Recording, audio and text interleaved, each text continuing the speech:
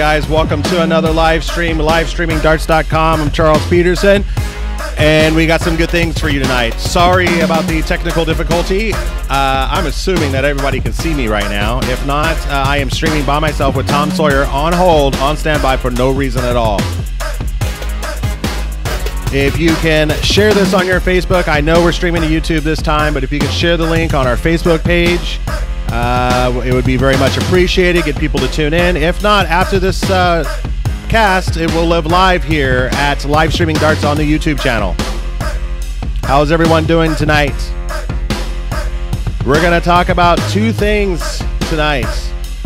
The first thing we're going to do is we're going to talk to Tom Sawyer, and we're going to talk about the upcoming Las Vegas Open that we will be streaming next weekend. This weekend, we will be streaming the Air Capital Open, followed by immediately when we get back, we hop on a plane and we head out to Las Vegas, and we're streaming the Las Vegas Open. There are the national qualifiers as well as the LVO itself.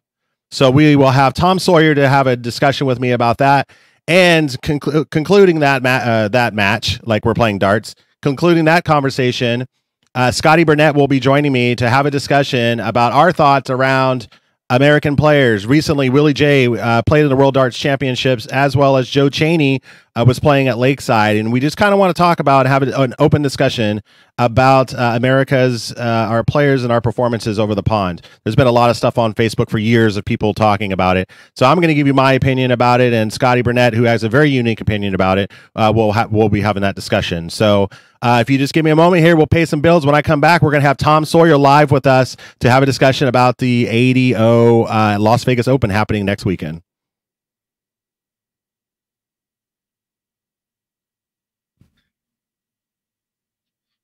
Yeah, that's right, Wirecast. Hang on me.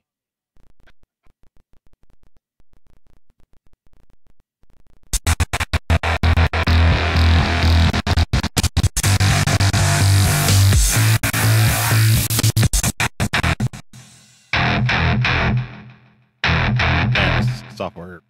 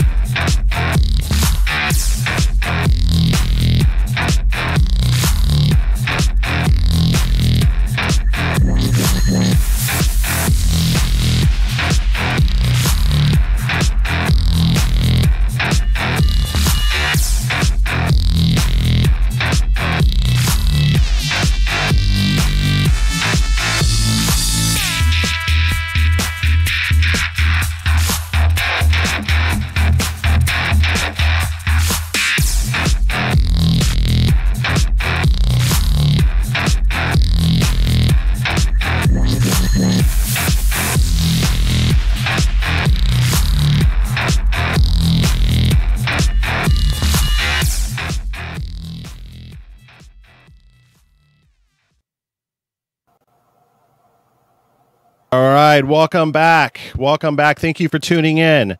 Let's see, we got some people in the chat here. Welcome to the podcast.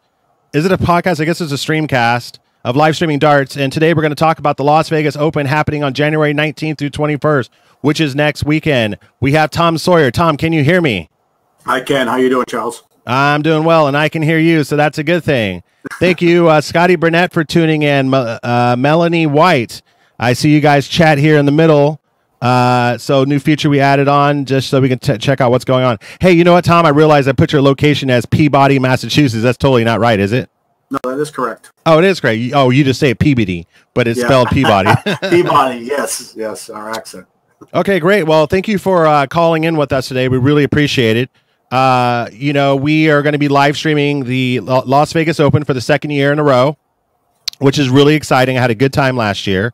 And I want to, you know, being an original soft tipper, there's a bunch of questions that I had answered at the last Las Vegas Open that I attended. And it'll be I think this is a good opportunity for us to educate some of the players who have never been to the Las Vegas Open or even understand how this all works. So you ready to throw down with this? Sure, let's give it a shot. Hey, hang on one second. You know what I noticed? What's that? I'm looking at the stream. I'm not seeing any snow. And why is there no snow? Oh, man, I went through all this work to get us snow, and I don't see any snow. I can look out my front window. There's plenty. No, oh man. I went through all this work to throw down snow for you. It was really cool. I got this big old snow effect because it was so cold where you were. And I just wanted to throw that in there. And I said, oh man, this royally sucks. I spent all this time, like 14 hours doing this. I was up to 2 o'clock in the morning making sure, and we tested earlier today and it was working. This is crap, man. Oh well, it is what it is. So anyways, by the way, congratulations. You're the new ADO president. Yep. Thank you. Yeah. Did you volunteer for the job or were you thrown into the mix? I volunteered to give it a shot. We'll see what happens. Right. All right. Well, we're not here to talk about the ADO today. We're actually here to talk about the Las Vegas Open. So give us some information about what's happening with Las Vegas Open. All right. Well, this is the 40th annual Las Vegas Open, sponsored by Nodor for years. Also the Fleetwood Memorial Tournament, who were the original founders of the ADO. It's been going on for quite a while. We've changed it up this year. It's been the home of the National Cricket Championship since we started it in 1997. And it's basically been the only place it's been played. And this year we changed it up by we're adding the National 501 Championship there also. So we'll have 2 days of big-time, long-format national championship play before the tournament starts. Yeah, so let's talk about that. So originally, you play for the ADO. You had 2 major events. You had a National Cricket Championships and a National 501 Championships, both being held at 2 different times in 2 different locations around the country, correct? Correct. And now that has changed because, for whatever reason, and you're throwing them all into one event weekend, and that would be in January, and at the Las Vegas Open, correct? Correct. Okay, cool. And then also we know that the National Cricket Championships and the National 501 Championships happen before the weekend. So this year it starts on Thursday. Thanks making us show up a day earlier. Appreciate it. Less time in Vegas, the better I do. See what I'm going here? So on Thursday will be the National Cricket Championships, and on Friday would be the National 501 Championships, correct? Yes, that's correct. Okay, give us some information about that because you're saying that there's a National Cricket Championship, so that means that there's been a bunch of qualifiers, and this is the finals of the finals, and you guys are playing it in Vegas. Give us some information about what the national championships are and how you qualify. Okay, basically, the country is split up into 6 areas, and we do qualifiers in each area from all over the country, and people pay an entry fee. 1 out of every 8 players from the area qualifies to go through to the finals in Las Vegas. Then when we get there, obviously we play a modified round robin at this final. So you'll do groups of round robin play and take so many from each group. They'll go into a top 16 at the end, and that becomes a long format knockout. So it can be a long day of darts. Yeah. And so when you qualify for these events, you get a stipend for what, flight? You get your airfare covered, and you get a $150 cash stipend at the event.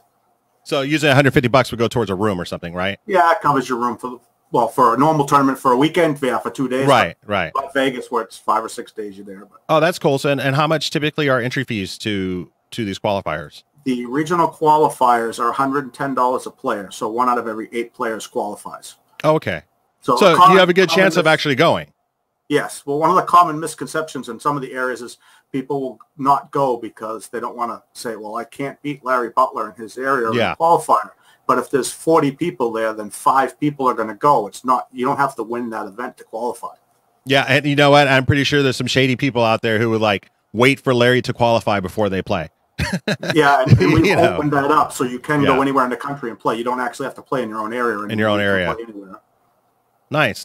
Okay. So that answers about the national championships. I've always known, so a lot of these answers I already knew, but this is definitely was pressing questions in my mind about, especially in particular to the Las Vegas Open, because as a player, I feel like knowing about the national championships, I'm like, wait a minute, I can't go to Vegas because I have to qualify for the regionals. And if I don't play in national cricket qualifiers, then I can't go to the Las Vegas Open.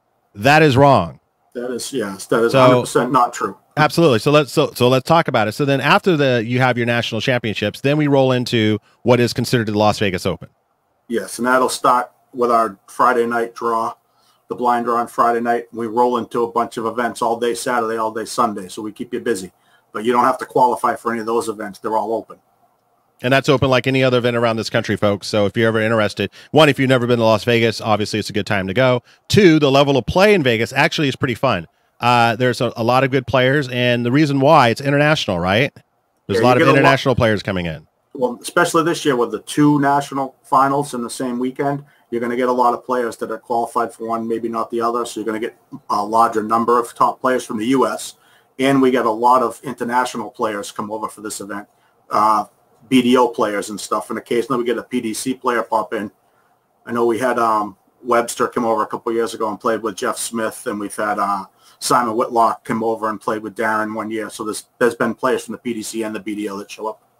Yeah, so, and let's explain to the users who are unfamiliar with BDO and BDO rankings and BDO sanctioned events. So there are 12 BDO events in this country, and you're getting points, and the winner of those points will get an invite to go to the Lakeside event. Yes, playing the World Championships. World Championships, yep. And that's what Joe Chaney just participated in earlier this week, or was it last Saturday? Yes. So there's 12 events in the country. Is there any additional fees when you play in those regional events? When you play in the events that are BDO sanctioned? We, as the ADO, the tournaments pay a fee. Got it. Okay. Generally just comes out of the entry fee. Which makes sense. I mean, it's an attractiveness for the tournaments. So if I'm BDO sanctioned, then obviously there's going to be a bunch of new players coming into my area to get those points, and hopefully that increases your participation. And a small fee on that's not that big of a deal. Yeah, I think that's a good effect on some of the tournaments. Yeah. Okay. And then we're talking about men here too. So what about the women? I know that BDO has a women's event. Lakeside has a women's event. Are there any qualifiers for women? As of right now, there is not an invitation for the women. It's a point that's been brought up a few times. I don't know what's going on with it. I know some of the BDO women over in Europe, like when I was at Lakeside last year, had talked about how they want to expand the field and get up to more women getting invitations from around the world to play in the event too. So hopefully someday it'll get that way.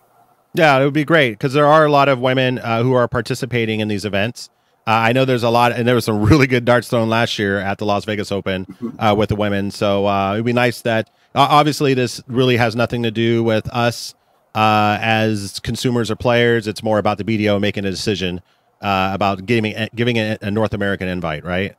Yes, and it's we have some very worthy women to send over there too. It'd be nice to see some of them get a chance at it. No, absolutely, absolutely.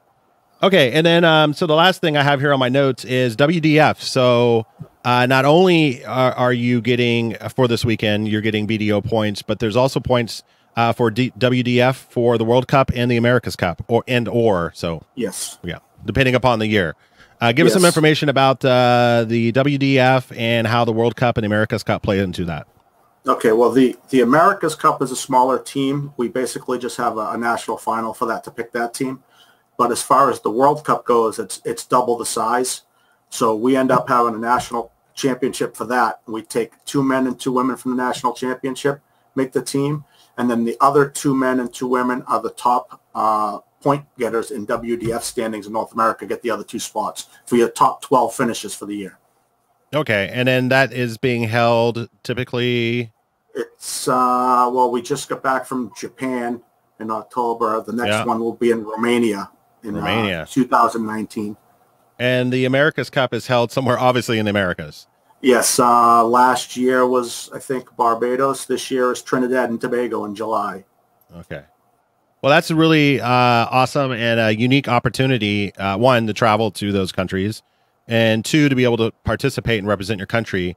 I know it's one of your favorite events. We've talked about it before, but it's pretty cool. I think that's pretty awesome. And the fact that you can participate in sanctioned events around this country and win a spot's pretty cool.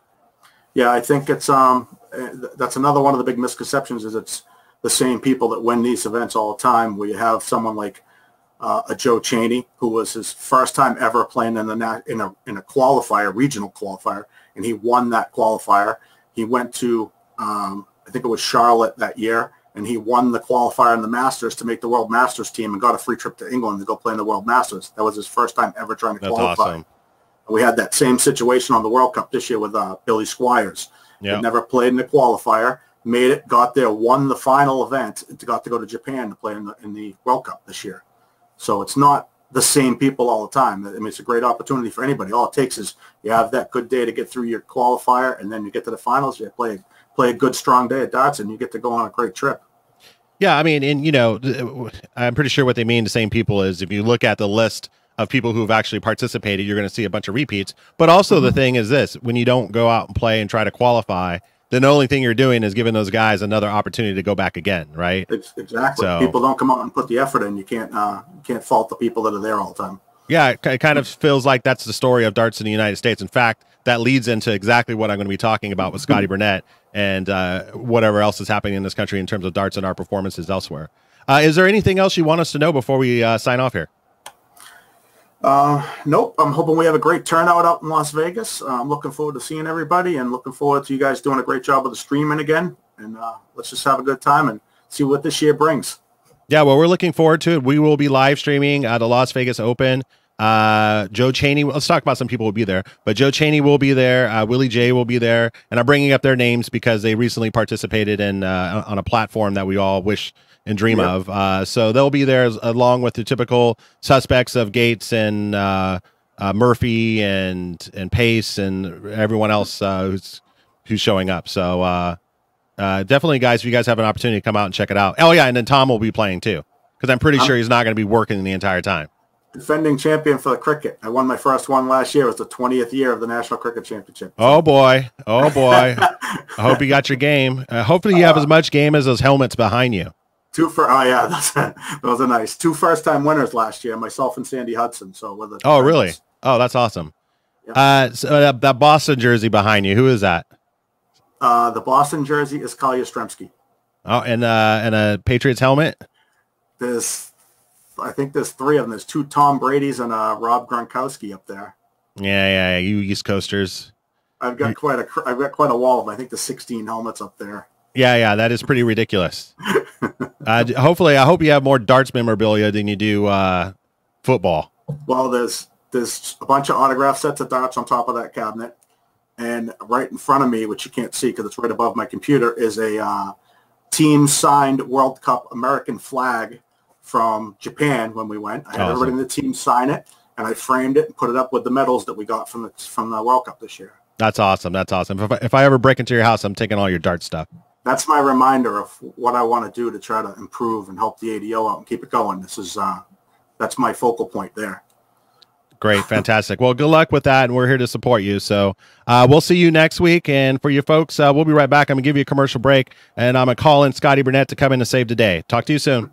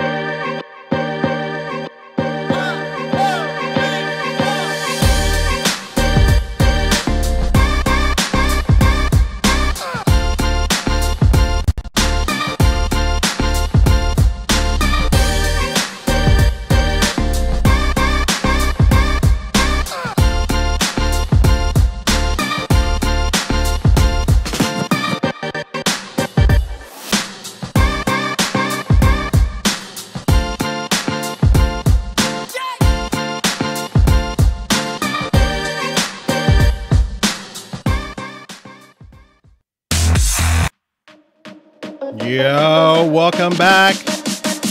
We're back live because we don't pre-record because it would be too easy. We like to take it live and deal with the risk. Thank you guys for tuning in. Please do share. Man, that sucked. Please do share this link. And let's get people tuned in. I have with me Scotty Burnett. And I realized that, Scotty, below your name, it says Tom Sawyer, ADO President, because I didn't think this out. That's quite all right. But I can hear you, so that's good. At home, can you hear us? Scotty, go ahead and give me a little voice. Little voice from Scotty Burnett.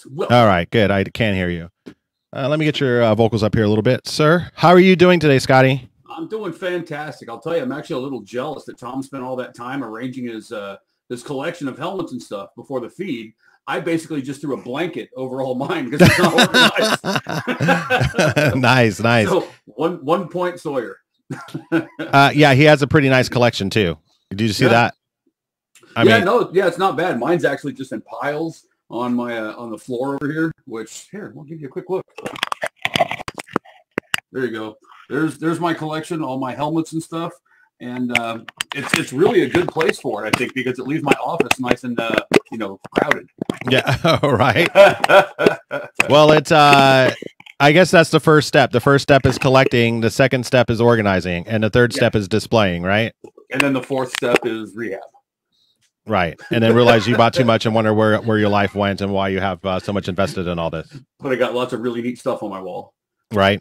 All right. Well, thank you for tuning in, Scotty. Been looking forward to this conversation. By the way, Scotty Burnett will be live streaming with us next week at the Las Vegas Open. Very excited to see you and Joel commentate together. I know both of you guys personally, and I think that the connection will be good.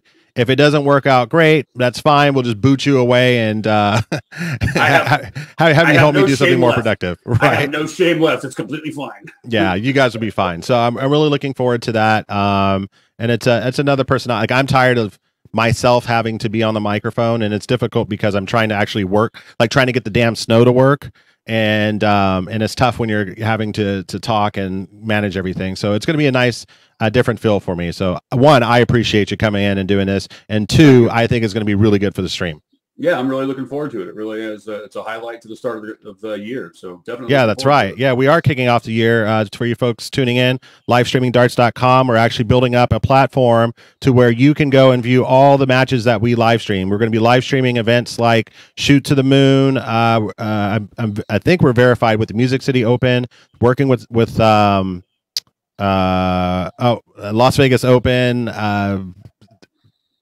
Denver Open, Seacoast. There we go. Now it's all rattling off. Man, list up in front of you before you did this probably would have been a cool. Well, I didn't have any kind of plans of talking about the streams that we'll be doing. This is why I love this, because it's completely off the cuff. It's not rehearsed. It's raw. It's raw.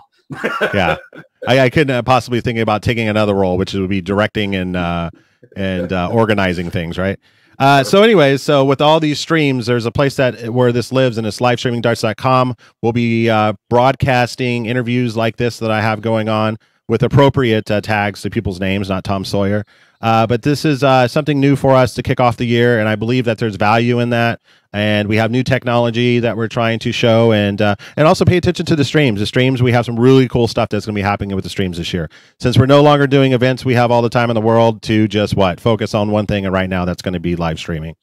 Yeah. So Scotty, I have you here because I want to have a conversation. There's a reason why I put up these here 3 players. So on the screen, you'll see we have Tom Sawyer on the left. That's who we talked about, who played in Lakeside last year. We have in the middle Willie J, who just competed in the World Darts Championships.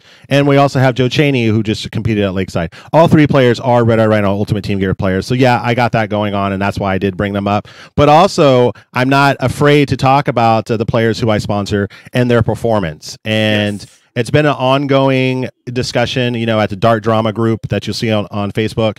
That there's always these conversations about the U.S. and this is before I even started playing darts, right? Like, this is before Facebook. These conversations have always been going on, and I thought, well, I have an opinion, a perspective from a business perspective, and I have my thoughts to reason why this is all happening. And then Scotty Burnett actually has been there 2009. Oh, I blocked that year out. What year was it again? Yeah, exactly. Okay, it was 9. I wasn't sure if it was 7. It was 2009, but yep. yes, North America champion, played at the World Darts Championships. So he has a perspective that I would like to hear about. So the big conversation is this. The conversation and the question is, why are U.S. players not being able to perform on a level that they are in the UK or just anywhere outside the United States? In the United States, I want to say North America. So we're talking about Canada and we're talking about the States here. So Scotty, like, what's your thought around that? It takes a really unique individual to be able to play to a certain level, the 85 to 90 to low 90, extremely low 90, let's say 75 to high 80s average. You can win most events in North America, USA and Canada. And it takes extremely unique individuals to be able to produce higher than that averages when they don't need to. And that's what the bar is being set at. The bar is being set relatively low for North American players right now. Even with the fantastic tours and stuff that's available, that echelon to get up to win those events, it's quite honestly, it's not very high.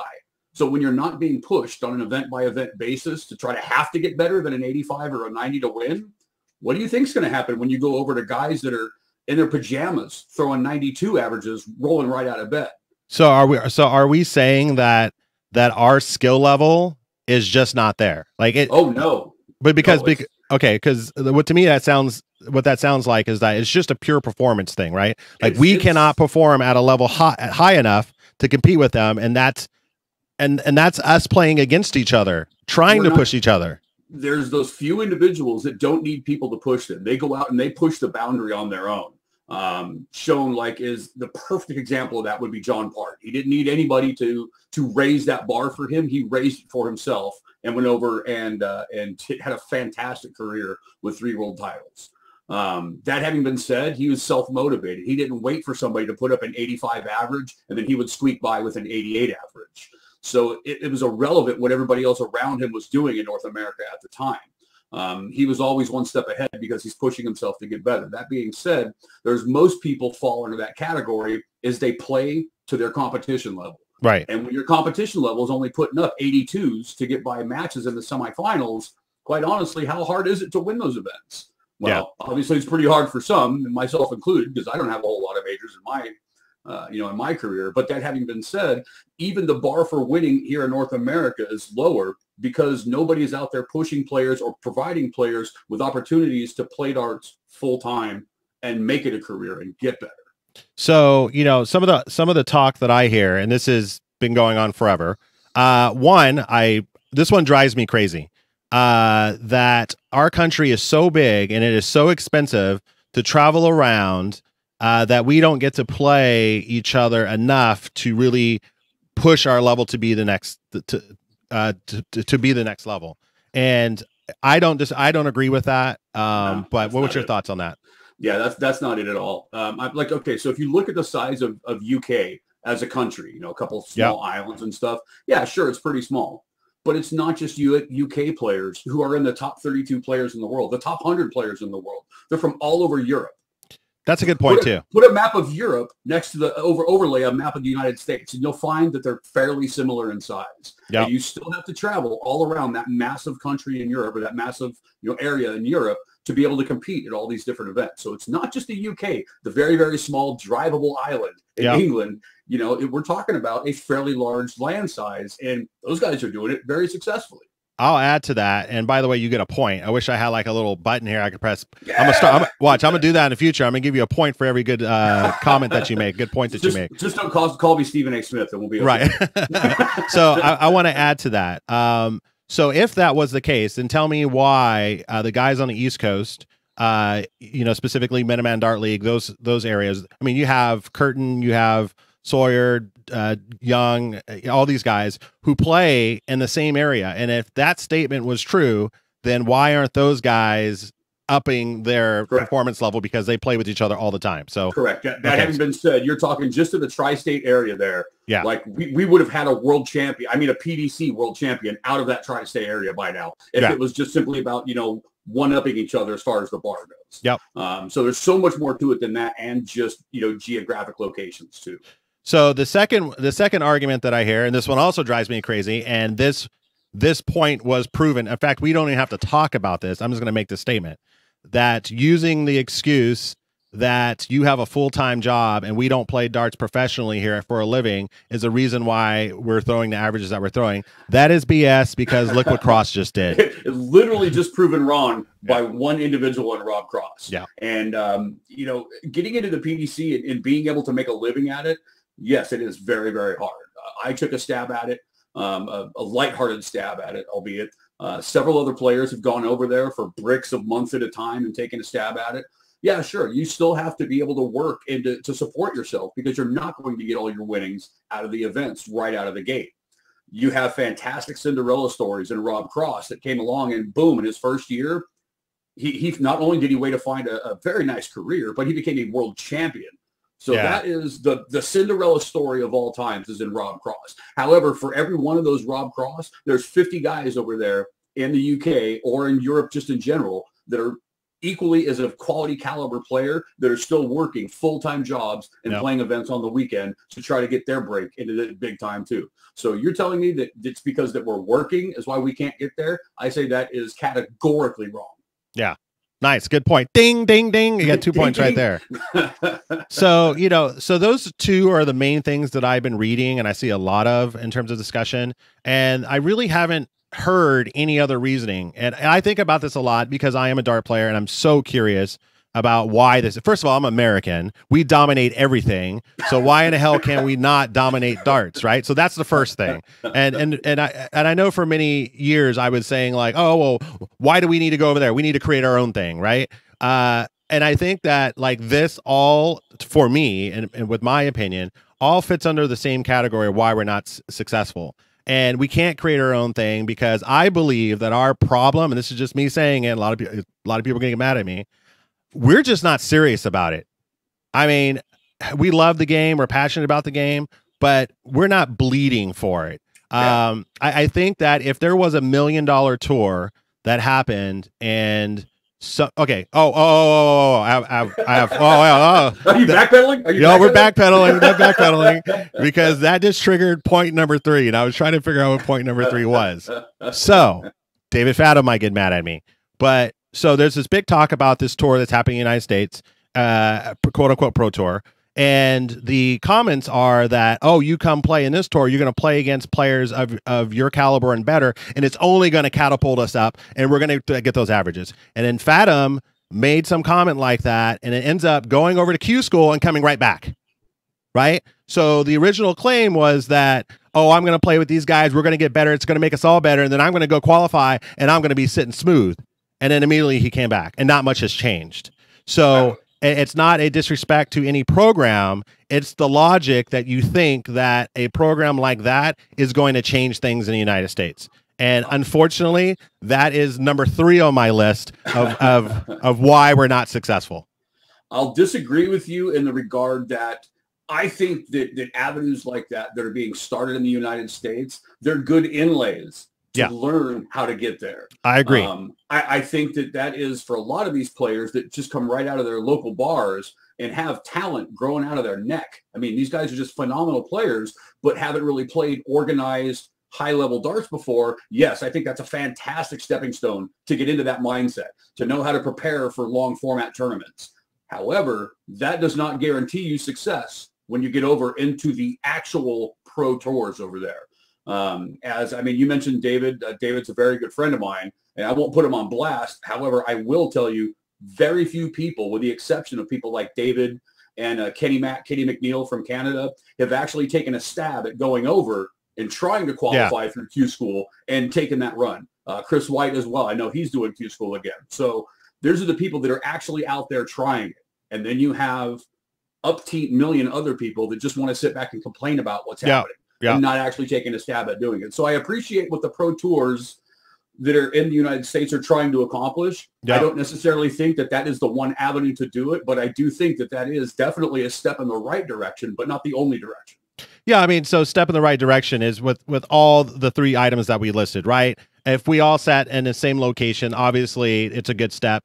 one, if we were doing this for a living and not having to actually work a full-time job, sure, that's a step. And if we add an actual pro tour, then obviously the growth and getting you prepared for that. Those are all good steps. But those still lead to the excuses that I'm seeing online. And then that rolls into what I was originally going to say about us taking darts serious and bleeding for. If there was a tour in this country that was paying out $1 million a year and it was life-changing money, I believe that this seriousness of the situation would lend to people to start practicing harder, doing the things they really need to do, like any other professional sport. The time, the whole practice time. I hear what people say when they practice, but who's really, really, really practicing? I used to say when asked, sorry for interrupting, but when asked, hey, Scotty, how much do you practice a day? Oh, on the heavy days, I practice 5 to 8 hours a day. Yeah. Not once have I ever practiced 5 to 8 hours a day. Right. I mean, there was a time where I'd get up and throw for about 15 minutes in the morning. And then when I got home, I'd throw for about a half hour to an hour after work. That was about the longest I would ever practice in any given day. And that wasn't necessarily for a lack of ambition or a lack of wanting to get better, as it simply is that that awesome golden biscuit held way up in the sky seems so unreachable when you really have no direct avenues to get there from where we are in the United States. Yeah. Which kind of goes to reaffirm what I just said about some of the local tours here that are starting. Maybe that is going to make that golden biscuit seem a little closer to them, so they will start putting in the effort and they will start practicing. Because I know that the talent is out there in North America. I've seen it. I've had it smacked repeatedly in my face by that talent that's out there. But that is the ultimate question, though, is how to get that talent to recognize that you have to put in the work. You can't just tell people that you're doing it, because I guarantee you're not doing it. I guarantee that they're not putting them near the hours that they say that they should be doing. And the golden biscuit is the item here that we're talking about. It is. I often thought this is that it is difficult. Okay, so at my level of player, where I'm just an average player, I wish I can ever be where you guys are at. And then if I ever got there, then I would have to focus on how to go further than that, right? But I can't even get there. I'll never get there. But when I think about it, it's kind of like trying to replicate playing in a tournament and doing really well. That pressure, the going up to the line, getting the butterflies. Like if I had that on an everyday basis, I believe that my game will be elevated because I'm dealing with those pressure situations. Yeah. Right. So how do we replicate that golden biscuit tour, that golden biscuit moment, to where these players, when they get out on that stage and they understand what's at stake? How do you replicate the Joe Chaney moments from last week? I think the obvious one is to continue to call it the golden biscuit, because we're all fat kids in America. We're all obese. So let's call it food, right? So now that we've got that out of the way, just aim for food. But you see the excitement in Joe, and God bless Joe. He is one of the few most genuine characters you'll meet, in that none of that was antics. None of that was, him. That was all pure Joe Chaney having a great time. Oh yeah. And I love seeing that. Unfortunately, his play was, I'm sorry, Joe, but it was awful. His play was terrible. Yeah. Yeah. That having been said, he lived in that moment. And in that moment, that was all Joe Chaney show. That was awesome to see. And when it's genuine from somebody and not like, manufactured, I guess. Yeah. I think Joe did not care who in the hell was watching. Yeah. It was, I was telling, Scotty and I were talking about this yesterday. I was laughing so much and I was crying getting all teary eyed, because I knew, like, at that moment, like, nobody else could have been there. It could have been just that camera. And then this is a thing that Joe wanted to do. And he just did it. And he would do that even by himself. He probably did it in the room by himself several times, practicing it, because I guarantee you he did. Yeah, he's probably been doing it all his life. Right. But I've seen the cartwheels, the little cell phone videos that he's posted before. I mean, the guy is just, he is such an amazing, genuine guy to begin with. Yeah. Do I think that took away from his performance? Absolutely not. No way. Yeah. The performance is a completely different topic from him living in the moment, you know? Right. And yeah. I think that's true for a lot of the guys that have recently been getting there and given a chance, or they've taken the chance to get there, is that their enjoyment of the moment, I don't think, was lost on the moment itself. Yeah. The performance may have been suffering a bit for other reasons, which I think we've already touched on, but at least what I'm seeing is people that are genuinely happy the fact that they've gotten themselves there, and they know, like, oh my God, like Willie J, he's a cop.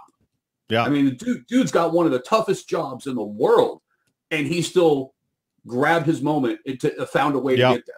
Yeah. You know, so it's the ambition is there, but you have to also be willing to quite literally sacrifice all your free time on the dartboard, and that's all practice time. Yeah. It's going to sacrifice some family time. It's going to sacrifice some vacation time, but you have to make those sacrifices if once you get that opportunity for yourself, if you want to continue with that opportunity. Yep. Well, I mean, so we basically, we're saying the same thing, which is good. And I think the moral of the story here is that we need to start practicing a lot harder and taking it more serious if we're ever really going to feel that we're going to be able to compete at that level. It's not a 1 in a million shot. It's not a 1 in a million shot. No, it's there not. Are so many people out there that have the talent to do it, but they just lack that realizing that they're that close to being able to live that dream.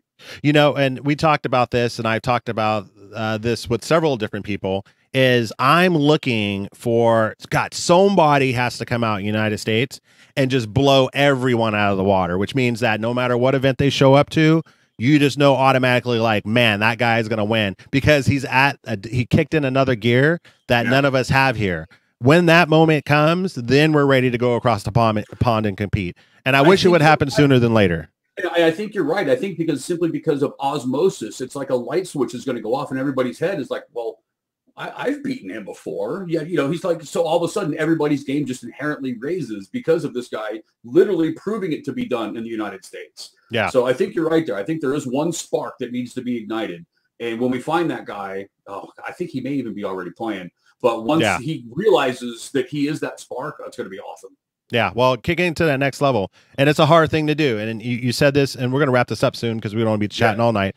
But playing at your opponent's level, that's how I know when someone's good, right? Like when I'm watching players, and whether I'm watching it from my interest or I'm watching it from a business perspective, I see when they play someone of my caliber, and if I see their stats lower, like if you're playing to your opponent, that's not a good thing because all the successful, most talented, best in their craft guys and girls do not break or do not lower their skill set because they're playing against someone who's inferior. Look at those matches in the PDC, and I agree with you. This is actually a great point to touch on as we wrap up here. If you look at those matches in the PDC where you have Gary Anderson or Snakebite Peter Wright or these guys we know that perform at a 98 to 105 average caliber every time that they play, and then you will see them play that softball match where their player is barely breaking into the 70s. So their dip in performance brings them down to the mid 90s. Yeah. Not into the 80s. Right. Into the mid. So you know what I mean? Right. So there's always going to be a little bit of a performance dip there. I think it's just because it is so much easier to stay on rhythm when you have somebody that's competitive in the match. Otherwise, it's all self-made. It's all you have to push yourself to do it. So you're always going to see a slight dip in regular averages. But that dip for the guys that know how to do it, you're talking like 2 points most. Yeah. Whereas the rest of us will slide down 15, 20 marks per round or 20 points per dart just because we're not being pushed. So, and that's what you have to find is that internal want to win. Yeah. Well, Scotty, I appreciate it. I'm definitely inspired to shoot higher than a 3-0 in my league this next coming week. So I appreciate you for chatting in with us. We will have more talks with you, Scotty. I know we're going to bring Joel in as well. We're going to make this a regular thing, and we're going to touch some topics that everyone's afraid to talk about. So I appreciate your time. I appreciate your expertise and your opinion, and we'll talk to you soon, okay? All right. Thanks very much, Charles. I appreciate the time. And Tom, great job, buddy. We'll see you guys later. All right, guys. And that's going to be it for us in the stream. Tune in next week? What are we doing next week? We come back. We have to go to Las Vegas Open. I'll see if we can get a stream in next Tuesday, and we'll have other topics and conversations. Please share this. We're going to post it up to Facebook. We appreciate time. And if you could spend 2 minutes to watch these commercials so we can pay the bills, that would be very much appreciated. Peace out. I'm Charles. I'm gone.